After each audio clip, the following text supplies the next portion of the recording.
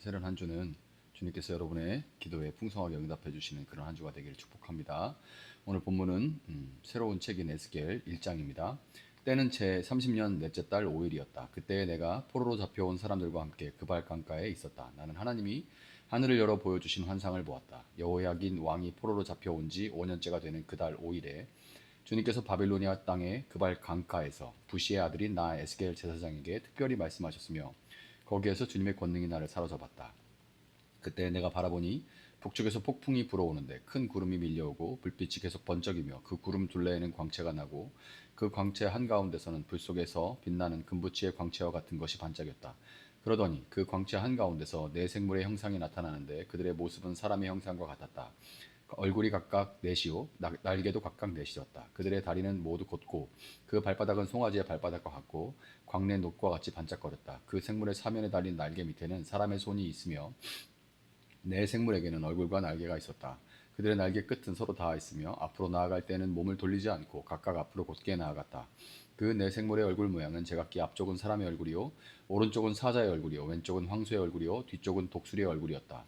이것이 그들의 얼굴 모양이었다. 그들의 날개는 위로 펼쳐져 있는데 두 날개로는 서로 끝을 맞대고 있고 또 두 날개로는 그들의 몸을 가리고 있었다. 그들은 영이 가고자 하는 곳으로 갈 때에는 각각 앞으로 곧게 나아갔다. 그들은 몸을 돌리지 않고 앞으로 나아갔다. 그 생물들의 모양은 마치 활활 타는 숯불이나 횃불과 같이 보였다. 그 불은 그 생물들 사이를 오가며 빛을 냈고 불 속에서는 번개가 튀어나오고 있었다. 그 생물들은 이쪽 저쪽으로 번개처럼 빠르게 달렸다. 그때 내가 그 생물들을 바라보니 그 생물들의 곁 땅 위에는 바퀴가 하나 있는데 그 바퀴는 내 얼굴을 따라 하나씩 있었다. 그 바퀴의 형상과 구조를 보니 그 형상은 빛나는 녹주석과 같고 네 바퀴의 형상이 모두 똑같으며 그 구조는 마치 바퀴 안에 바퀴가 들어있는 것처럼 보였다. 그 바퀴들은 사방 어디로 가든지 방향을 돌이키지 않고서도 앞으로 나아갔다. 그 바퀴의 둘레는 모두 높고 보기에도 무서우며 그 네 둘레로 돌아가면서 눈이 가득하였다. 그 생물들이 나아가면 바퀴들도 생물들의 곁에서 함께 나아갔고 생물들이 땅에서 떠오르면 바퀴들도 함께 떠올랐다. 그 생물들은 어디든지 영이 가고자 하면 그 영이 가고자 하는 곳으로 갔다. 바퀴들도 그들과 함께 떠올랐는데 생물들의 영이 바퀴 속에 들어 있었기 때문이다. 생물들이 나아가면 그 바퀴들도 나아갔고 생물들이 멈추어 서 있으면 바퀴들도 멈추어 서 있었다. 또 생물들이 땅에서 떠오르면 바퀴도 그들과 똑같이 떠올랐는데 생물들의 영이 바퀴들 속에 들어 있었기 때문이다. 그 생물들의 머리 위에는 창공 모양의 덮개와 같은 것이 있는데 수정과 같은 빛을 내서 보기에 심히 두려웠으며 그 생물들의 머리 위에 펼쳐져 있었다. 그런데 창공 모양의 덮개 밑에는 그 생물들이 펼친 날개가 서로 맞닿아 있었다. 이쪽 생물들이 두 날개로 자기 몸을 가리고 있고 저쪽 생물들도 두 날개로 자기 몸을 가리고 있었다. 그들이 움직일 때에는 나는 그들이 날개치는 소리를 들었다. 그 소리는 마치 힘찬 물소리와도 같고 전능하신 분의 천둥 소리와도 같고 떠드는 소리 곧 군인들의 진영에서 나는 함성과도 같았다. 그들은 멈추어 서 있을 때에는 날개를 들이웠다. 그들의 머리 위에 있는 창공 모양의 덮개 위에 소리가 들렸다.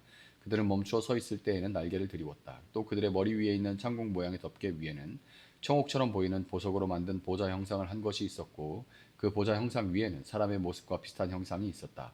또 나는 그의 허리처럼 보이는 그 위쪽에서 금부치의 광채와 같은 것이 불꽃처럼 밖으로 그를 둘러싼 것을 보았는데 그의 허리처럼 보이는 그 아래쪽에서도 나는 불꽃과 같은 모양을 보았다. 이렇게 그는 광채로 둘러싸여 있었다. 그를 둘러싼 광채의 모양은 비 오는 날 구름 속에 나타나는 무지개 같이 보였는데 그것은 주님의 영광이 나타난 모양과 같았다. 그 모습을 보고 나는 얼굴을 땅에 대고 엎드렸다. 그때 말씀하시는 이의 음성을 내가 들었다. 아멘. 오늘부터 이제 에스겔서를 함께 묵상하면서 하나님의 은혜를 나누고자 합니다. 에스겔이라는 이름의 뜻은 하나님께서 강하게, 강건하게 하신다 이런 의미를 가지고 있습니다. 하나님께서 강하게 해야만 하는 그런 환경과 형편과 처지 가운데 또 있다는 것을 이름이 또 말해주고 있는 거죠. 그 이름의 의미처럼 에스겔서는 사방이 막힌 것 같은 절망의 자리에서 우리를 또한 다시 강하게 붙드시는 하나님의 신실하신 역사를 보여주기도 하는 것입니다. 오늘 본문 1절을 보면 에스겔은 자신이 30째 해라고 이렇게 말을 해요. 바벨론 그발이라는 강가에 있었다 이렇게 기록을 합니다. 30째 해라는 말은 에스겔 본인 자신의 나이를 의미하는 거예요. 본래 제사장 출신이었던 에스겔에게 이 30살이라는 의미는 이 나이는 인생에서 정말 중요한, 특별하고 영광스러운 정점에 해당하는 그런 해입니다. 원래는 이제 제사장 에스겔로서 화양연화, 인생의 골든 에이지를 보내야 되는 그런 때예요. 율법에 따르면 레위인과 제사장들은 30살이 되던 해에 성전에서 본격적인 사역을 시작하게 됩니다. 그러니까 한 20살 무렵이면 성전에 들어가서 이제 카톨릭의 사제 부제처럼 부제 역할을 해가지고 제사장을 이제 돕는 역할을 하면서 일을 배우는 거죠. 그리고 이제 30살이 되면 본격적으로 제사장으로서의 직무를 시작하게 됩니다. 오랫동안 준비를 해온 거죠. 오랫동안 준비해온 비전이 드디어 성취되는 순간인데, 그런데 지금 에스겔은 전혀 다른 형편의 그런 상황에 처하게 됐습니다. 기원전 597년에 바벨론이 2차로 침공했을 때 그는 여호야긴 왕과 함께 포로로 붙잡혀서 이방 땅으로 끌려왔습니다. 이제 586년에 완전히 유다가 망하기까지 11년, 2년 정도의 시간이 남아 있을 때, 아직 완전히 망하기 전에 이제 에스겔은 지금 이미 붙잡혀 와 있는 겁니다. 그가 원래 있어야 할 곳은 거룩하고 영광스러운 예루살렘의 성전이었지만 현재 그가 서 있는 곳은 바벨론 그발강의 수로 공사 현장에 그가 있었어요. 그는 그곳에서 제사장이었지만 이제는 그냥 강제 노역 현장에서 고된 일을 감당하고 있었습니다. 제사장으로서 하나님을 섬겨야 할 가장 빛나는 나이에 그는 이방 땅의 차디찬 강가에서 흙바람을 맞으면서 삶의 모든 소망과 비전이 처참하게 꺾인 채 하루하루를 그냥 버텨내고 있었던 것입니다. 그발 강가에 주저앉아서 고국과 무너져가는 성전을 바라보며 깊은 절망과 탄식에 빠져있던 바로 그때에 전혀 예상치 못한 놀라운 일이 일어나게 됩니다. 그에게 먹구름 가득했던 하늘이 열리면서 하나님의 장엄한 환상이 에스겔에게 훅 하고 임하게 된 거예요. 오늘 본문은 에스겔이 목격한 거룩하고 압도적인 하나님의 영광을 생생하게 기록하고 있습니다. 4절에 등장하는 하나님의 모습은 마치 불 속에서 빛나는 단새와 같았다라고 기록합니다. 이는 결코 소멸되지 않으며 어떤 불순물도 용납하지 않으시는 하나님의 절대적인 거룩함을 상징하는 모습입니다. 이어서 에스겔은 네 생물을 보는데 그 네 생물은 네 천사를 말하는 거예요. 네 천사를 말하는 건데 이 천사들은 각각 네 개의 얼굴과 네 개의 날개를 가지고 사방을 향해 있었습니다. 이들은 움직일 때 주저함이 없었고 오직 하나님의 말씀과 성령의 지시하심에 일제히 100% 복종해서 좌로나 우로나 돌이키지 않고 오직 곧게 직진만 행했습니다.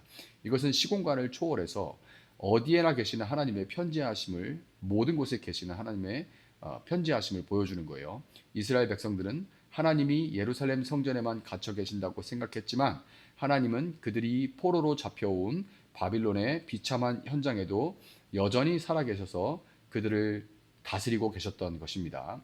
특히 천사들은 사람, 그리고 사자와 소와 독수리의 얼굴을 하고 있었죠.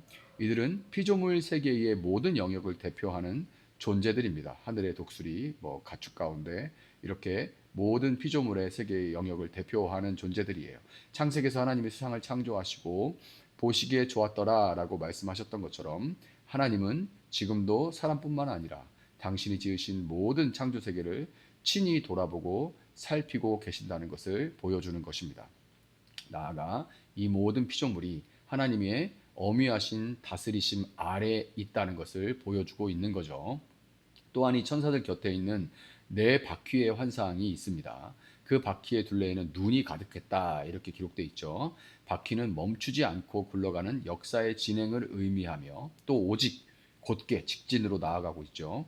그 하나님이 계획하신 것은 좌로나 우로나 치우치지 않고 오직 직선적으로 직진으로 되돌림이나 망설임 없이 주정 없이 가고 진행되고 있는 것입니다. 눈이 가득하다는 것은 하나님의 무한한 통찰과 감찰하심을 뜻합니다. 모든 것들을 알고 계시고 보고 계신 거죠. 세상 사람들은 역사가 우연이나 강대국의 힘에 의해 굴러간다고 믿지만 이 세상의 역사는 모든 것을 불꽃 같은 눈으로 감찰하시고, 비록 우리가 보기엔 더디 가는 것 같고 뺑뺑 돌아가는 것 같지만 하나님의 뜻은 직진으로 가고 있는 겁니다. 그 하나님의 감찰하시고 돌보시는 세밀한 섭리 속에서 이 세상의 역사는 움직이고 있다는 것을 에스겔은 이 바퀴 환상을 통해서 지금 보여주고 있습니다. 22절부터 보면 이 모든 천사들이 궁창 위의 음성에 철저히 복종하며 마치 거대한 군대와 같은 완벽한 위계질서 속에서 일사불란하게 움직이고 있습니다. 그리고 마침내 그 하늘 궁창 위 보좌에는 찬란한 비와 무지개 같은 여호와 하나님의 영광의 형상이 가득 차 있게 됩니다. 에스겔은 이 압도적인 하나님의 영광을 목격하고 자신의 모든 힘을 다 잃어버린 채 하나님의 임재를 맛보면 이사야도 그랬고 에스겔, 다니엘 다 똑같아요. 그 앞에서 그냥 마치 내 몸에 힘이 다 빠지고 내가 마치 무슨 썩은 것처럼 그렇게 느껴져서 그 자리에 엎드러지게 됩니다. 그리고 낮아진 자리에서 비로소 말씀하시는 하나님의 음성을 세밀하게 듣게 돼요. 에스겔은 여러분 이것이 바로 성경이 말하는 참된 예배입니다. 그 예배의 신비예요. 저는 정말 이런 예배를 한번 경험하는 것이 예배자로서의 소망입니다. 제가 인도자가 아니라 정말 하나님 그분이 직접 인도하시는 그런 예배를 한번 경험하고 싶은 소망이 있습니다. 내 눈앞에 어떤 절망적인 현실, 나를 짓누르는 그발강가의 고된 노역, 그런 형편 처지를 바라보던 시선을 들어서 온 우주를 다스리시는 하나님의 살아계신 영광을 대면하고 있었던 것입니다. 에스겔은. 그리고 그 주권적인 임재 앞에 겸손히 엎드려 나에게 찾아와 건네주시는 주님의 세밀한 음성에 귀를 기울이는 것이 바로 예배의 본질입니다. 하나님은 왜 낙심해 있던 젊은 에스겔에게 이 장엄한 환상을 보여주셨을까요, 여러분? 눈에 보이는 성전은 파괴되고 다 포로로 끌려와 잡혀서 끌려와 있는 소망이라고는 찾아볼 수 없는 정말 절망이 가득한 이런 때라 할지라도 하나님의 통치와 주권은 단 한순간도 중단되거나 실패하지 않았다는 것을 깨닫게 하시기 위함이에요. 그래서 에스겔에게 이런 환상을 보여주신 겁니다. 구약 시대의 레위인과 제사장들이 이스라엘을 대표해서 하나님 앞에서의 거룩한 삶을 증명해 보이는 역할을 감당했듯이 오늘날 그리스도의 보혈을 말미암아서 만인 제사장 모두가 하나님께 직접 나아갈 수 있는 제사장이 된 우리 역시 이 어두운 세상 속에서 하나님의 살아계심과 주권을 드러내야 되는 특권을 부여받았습니다. 하나님과 믿지 않는 사람들, 세상 사이에서 중간자의 역할, 제사장의 역할을 감당할 그런 특권을 우리는 모두 부여받았습니다. 지금 혹시 여러분 에스겔이 머물던 그발 강가처럼 사방이 꽉 막히고 계획했던 비전이 꺾인 채 고단하고 외로운 또 괴로운 삶의 자리에 서 계신 분이 있지는 않습니까? 내가 서 있는 그 척박하고 눈물 어린 자리가 바로 하늘이 열리고 하나님의 영광이 임하는 은혜의 자리가 될 수 있다는 것을 여러분 굳게 붙드실 수 있기를 바랍니다. 온 세상을 감찰하시고 당신의 자녀를 선하게 돌보시는 하나님은 여전히 우리를 결코 잊지 않으십니다. 오늘 이 새날에 우리의 시선을 나의 한계와 절망스러운 환경에서 돌려서 온 우주의 통치자이신 하나님의 찬란한 영광을 믿음의 눈으로 바라볼 수 있는 여러분 될 수 있기를 바랍니다. 그리하여 우리가 밟고 있는 거친 삶의 한 복판이 살아계신 하나님을 깊이 대면하는 거룩한 예배의 처소가 될 수 있기를 예수님의 이름으로 축복합니다. 잠시 기도하겠습니다. 사랑하시는 주님 감사합니다.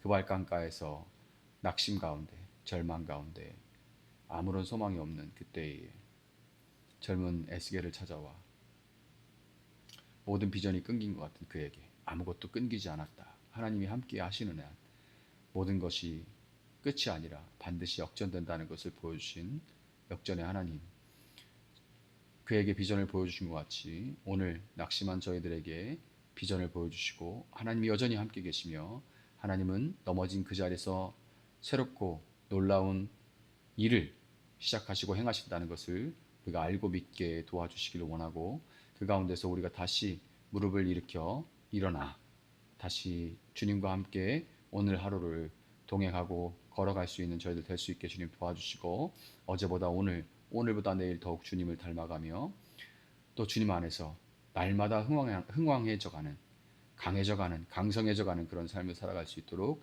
도와주시옵소서. 에스겔을 시작합니다. 에스겔을 닫을 때까지도 주님 풍성한 은혜를 이 안에서 보화를 캐내는 저희들 될 수 있도록 모든 것을 팔아 그 보화를 살 수 있는 저희들 될 수 있도록 도와주시옵소서. 감사하며 예수님의 이름으로 기도합니다. 아멘. 오늘 주신 말씀 붙들고 계속해서 기도합니다.